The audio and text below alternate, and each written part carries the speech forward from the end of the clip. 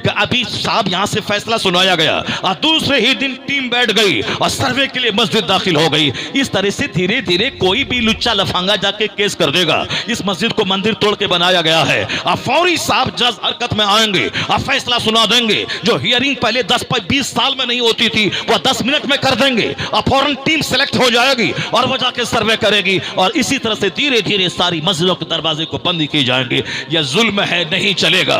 चाहे हमारे 5 बच्चे शहीद हो गए, शहीद होने दो। हम मुसलमानों को तो इस यकीन है कि मरना ही है दुनिया में। हम मरने के लिए, हम जो हर पैदा होने वाला मरने के लिए ही पैदा हुआ है। अलबत्ता मौत में फर्क है। कोई पाखाना रूम में नहीं सीखने की वजह से आज हमारे बच्चों को गाना सुनने का काफिरों से ज्यादा शौक पैदा हो गया। कुरान नहीं सुनने की वजह से हमारी बेटियों को काफिरों की बेटियों के मुकाबले में इंस्टाग्राम पे थिरकने का ज्यादा शौक पैदा हो गया है। इसे जीन्स टी शर्ट पहनने का ज्यादा शौक पैदा हो गया है।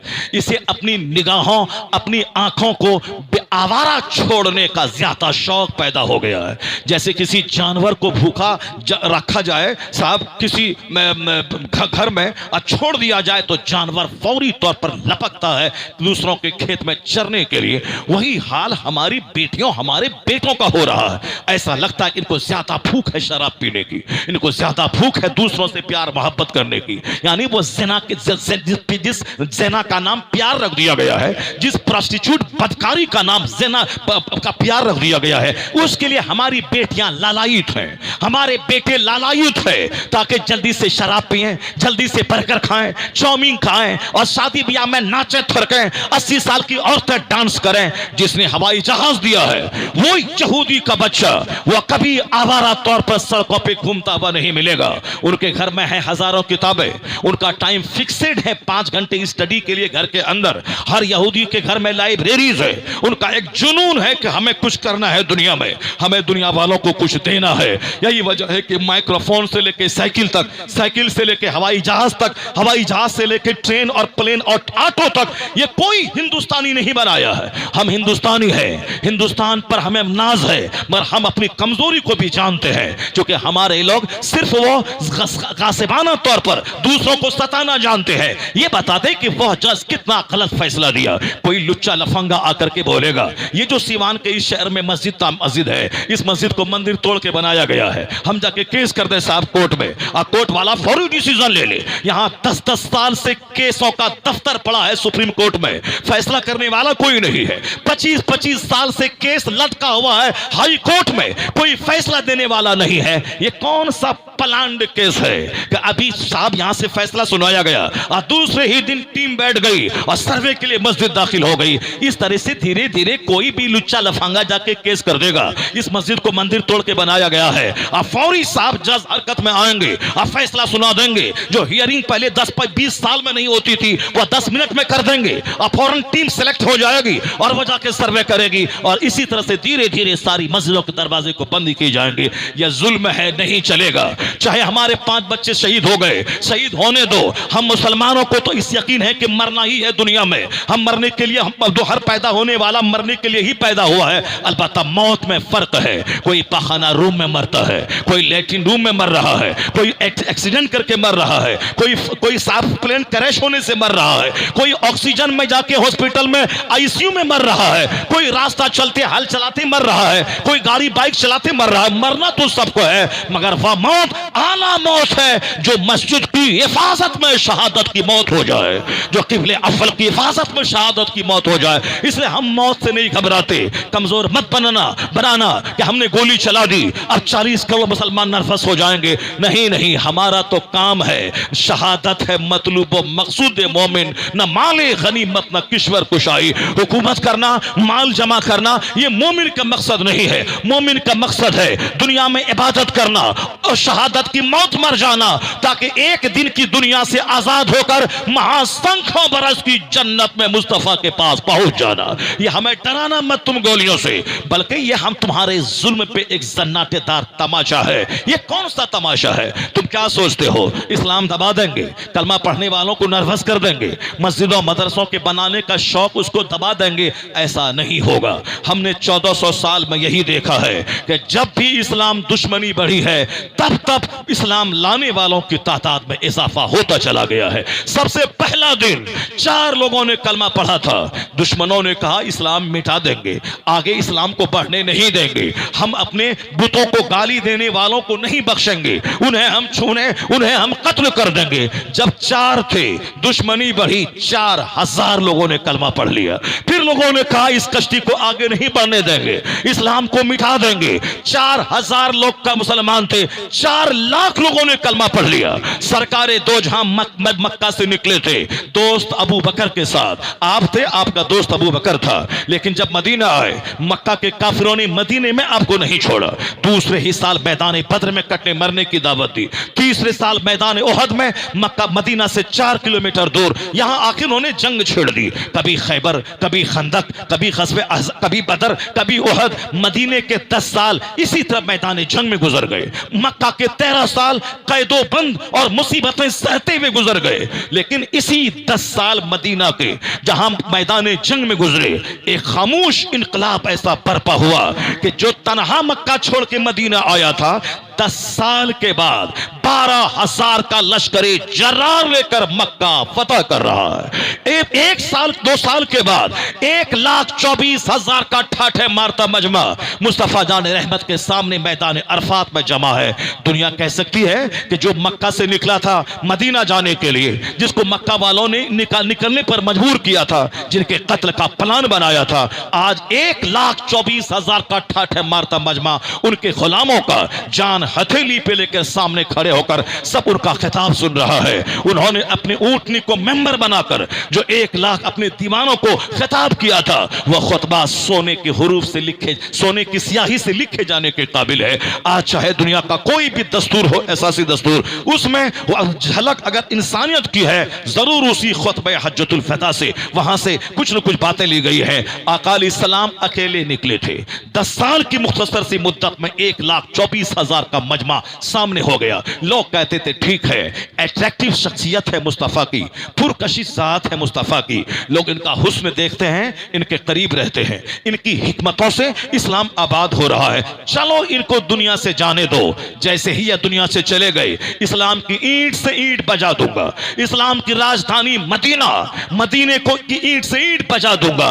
मुंतजिर थे कि मुस्तफा पर्दा फरमा जाएं तो फिर मुसलमानों को एक ही धक्के में खत्म कर दिया जाए। उसे नहीं मालूम था कि आखिरी पैगंबर बनकर जनाब मोहम्मद मुस्तफ़ा सल्लल्लाहु अलैहि वसल्लम तशरीफ लाए हैं, और फिर ये दूसरे पैगंबरों की तरह जुल्म सहते सहते दुनिया से चले जाने के लिए नहीं पैदा हुए हैं। दूसरे तमाम पैगंबरों की कहानी मुस्तफ़ा से अलग थलग है। वो अलग अलग इलाकों के पैगंबर बनकर आए, वह चंद लोगों के सामने चंद लोगों के लिए पैगंबर बन के आए, कोई 1 लाख की बस्ती के लिए, कोई 10,000 की बस्ती के लिए। और फिर लोगों ने नसीहत नहीं मानी, यहां तक कि पैगंबर को किसी ने ज़बह कर दी, उनको शहीद कर दिया, उनके घर में आग लगा दी। ये हाल सब पैगंबरों के साथ कुफ्फार और मुशरिकीन और उनकी कौम के लोगों ने किया। नसीहत कबूल किया मुट्ठी भर लोगों ने, बगावत की ज्यादातर लोगों ने। अगर यही हाल पैगंबर आजम के साथ भी हो गया होता तो ये बता दें कि इस्लाम का निज़ाम अदल दुनिया कैसे देखती, इस्लामी निज़ाम हुकूमत का नजारा दुनिया कैसे करती। कयामत के दिन बुरों को सजा मिलेगी और अच्छों को इनाम मिलेगा, उसकी झलक तो दुनिया में दिखाना था, वो उसका नमूना दुनिया में दिखाना था। अल्लाह के रसूल को अल्लाह ने इस्लाम को गालिब करने के लिए भेजा था, इस्लाम सारे मज़ाहिब पे गालिब हो जाए। इस मुस्तफ़ा के दीवाने सिर्फ मस्जिदों में नमाज नहीं पढ़े, बल्कि इनके हाथ में ज़मामी हुकूमत हो, हुकूमत की लगाम हो, या हाकिम बनकर, या आर्मी बनकर, या पुलिस बनकर, या जुडिशियल मजिस्ट्रेट बनकर एक निज़ाम इस्लाम दुनिया को दिखाए, जहां दूध का दूध, पानी का पानी फैसला होता हो, जहां जालिमों के टेने तोड़े जाए, जहां मुत्तकियों को सराहा जाए, जहां अमन सुकून कायम हो जाए। वह दिन दुनिया ने देखा कि जहां सौतेली भाई की, जहां सौतेली माताओं से दुर्व्यवहार होता था, जहां पड़ोस की बीवियों से ज़िना होता था, हुजूर ने तमाम मज़ालिम का खात्मा किया और ऐसा अमन का माहौल पैदा किया कि एक शख्स कहता है कि हीरा से चल के एक खातून अकेले मक्का आई और खाने काबा का तवाफ करके वह लौट गई। रास्ते में कोई खतरा नहीं था, यहां न चोर का खतरा, न इज्जत के लुटेरों का खतरा। ये क्यों? तो खुद न थे जो राह पे औरों के हादी बन गए। क्या नजर थी जिसने मुर्दों को मसीहा कर दिया। वह निज़ाम अदल मुस्तफा ने कायम किया कि जो ज़िना के आदी थे वो औरतों के आबरू के मुहाफिज बन गए। जो शराब के रसिया थे एक एक बूंद से मुतनफिर हो गए। जो आखिरत की बात फरामोश करने वाले थे वह 24 घंटे दिमाग में आखिरत और जन्नत की बातें बसाने वाले कैसे बन गए। जिसने अरब को मुसख्खर कर लिया, अरब से लोग उठे, सारी दुनिया पे छा गए। तो इस्लाम को वो गलबा हासिल हुआ कि लोगों ने देखा कि एक मुस्तफा निकले थे मक्का से, लेकिन 1,24,000 का मजमा। लोगों ने कहा था कि इनके विसाल के बाद इनके गुलामों को इतना सताएंगे कि इनके गुलामों की तादाद घट जाएगी। लेकिन हुजूर ने कयामत तक की पुख्तगी के लिए वो जबरदस्त तैयारी की, अपने गुलामों का मूड बनाया, उनको वह इल्म सिखाया, उसकी वो तरबियत कर दी कि हर सहाबी अपने वजूद में इल्म और हिकमत का भंडार लिए हुए, बहादुरी और ताकत का नमूना लिए हुए। हमारे लोग न जाने मगर doctor Philip Hitti history of Arab में लिखते हैं, after the death of the holy prophet the sterile earth of Arabia it seems that it has been converted by magic into the nursery of heroes. वो कहते हैं इस्लाम के पैगंबर के विसाल के बाद ऐसा लग रहा है कि अरब की जमीन बहादुरों की नर्सरी में तब्दील हो गई है। वह लोग जो एक खजूर खाते थे, वह लोग जो बकरियां चराते थे, वह लोग जो ऊंट चराते थे।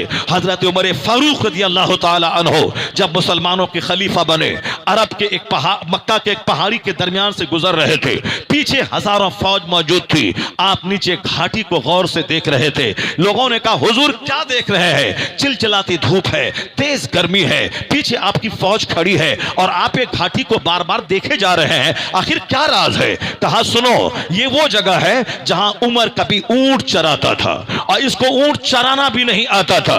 और हम जब शाम में ऊंट चरा के घर जाते थे तो मेरे बाप खत्ताब मुझसे कहते थे, उमर दुनिया में कोई बड़ा काम तू कैसे कर पाएगा? तुझे तो ऊंट चराना भी नहीं आता है, तो तू कैसे कोई बड़ा काम कर पाएगा? उमर फारूक कहने लगे, मैं वही उमर हूं जिसे ऊंट चराना नहीं आता था। आज मैं मुसलमानों के उमूर का मालिक, खलीफतुल मुस्लिमीन, अमीरुल मोमिनीन में बन गया हूं। दुनिया के मुसलमानों का खलीफा, मुस्तफा का जानशी, मुस्तफा का उत्तराधिकारी, मैं उनका खलीफा हूं, मुसलमानों के उमूर का मालिक जिसे ऊंट चराना ना आता था। यह मकाम, यह मनसब किसने दिया? उनका कहने का मतलब था इस्लाम ने, कुरान ने, मुस्तफा की मोहब्बत ने, अल्लाह रब्बुल इज्जत ने वो दिन दिखाया कि जो ऊंट चराना नहीं जानता था मुसलमानों का खलीफा बना दिया। यह इज्जतें इस्लाम ने दी है, यह इज्जतें कुरान की बदौलत, यह इज्जत मुस्तफा की गुलामी की बदौलत अल्लाह ने अता फरमाई है। तो इस्लाम दूसरों को भिखारी बनाने नहीं आया है, इस्लाम तो अरब के बद्दुओं को हाकिम बनाने आया है। इस्लाम तो जो दाने दाने को तरसता था उसे बादशाह बनाने आया है। इस्लाम तो खाना बदोशों और बकरी के चराने वालों को ईरान का हाकिम बनाने आया है। शर्त है जो इस्लाम से वालेहाना वारफ्तगी पैदा करे, जो सच है इस्लाम की तबलीग को जिंदगी का ओढ़ना और बिछोना बना ले, जो शख्स मुस्तफा की गुलामी को अपनी जिंदगी का सबसे बड़ा एम ऑफ लाइफ बना ले, जन्नत जाने की तैयारी को दुनिया की सारी मसरूफियतों पे गालिब कर दे, फिर अल्लाह रब्बुल इज्जत जन्नत वहां देगा, हुकूमत यहां देगा, सल्तनत यहां देगा। और अल्लाह ने वादा सच्चा करके दिखलाया। मोहम्मद इब्ने कासिम जैसा नौजवान, एक इस्लामी बहन ने आवाज दी थी सिंध के जेल से कि राजा दाहिर जुल्म कर रहा है, एक कलमा पढ़ने वाले इस्लामी भाई मेरी इज्जत की हिफाजत कर। आज अपनी चचेरी बहन पे बुरी निगाह डालने वाला, फुफेरी बहन पे बुरी निगाह डालने वाला, अपने मुसलमान भाइयों की बेटी की इज्जत से खेलने का प्लान बनाने वाला, वो क्या जाने कि दुनिया की सारी बहनों का खून प्यारा है, उनकी इज्जत प्यारी है। जो मेरी बीवी है, जो अल्लाह के नाम पे जिसको मैंने अपने लिए हलाल किया है, वही मेरी अपनी है। उसके अलावा आंख सेकने का माहौल, निगाहों को आवारा छोड़ने का माहौल, ये सब ना माहौल काफिरों से मुसलमानों के घर में घुस आया है। वरना अल्लाह ने औरतों की शक्ल में, बीवी की शक्ल में एक बड़ी नेमत अल्लाह ने दी है ताकि बीवी मेरे साथ रहे, अल्लाह का नाम लेके मैं उनके साथ हूं, मैं अपनी ख्वाहिशात की तकमील करूं। जब भूख लगे तो रोटी रोटी खाओ, जब प्यास लगे तो पानी पियो, और जवान होने के बाद जब ख्वाहिशात में तूफान मचे तो अल्लाह ने सिन्फ नाजुक खातून को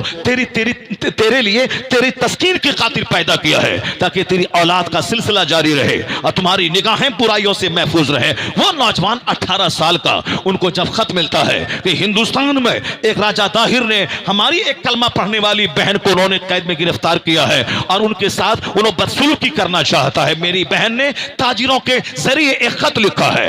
मोहम्मद इब्ने कासिम अपने नौजवानों की एक टीम को तैयार किया। 18 साल जवान बादशाह इस्लाम से इजाजत लेकर वो अरब की जमीन को छोड़कर हिंदुस्तान की कटीली जमीन पर कदम रखा।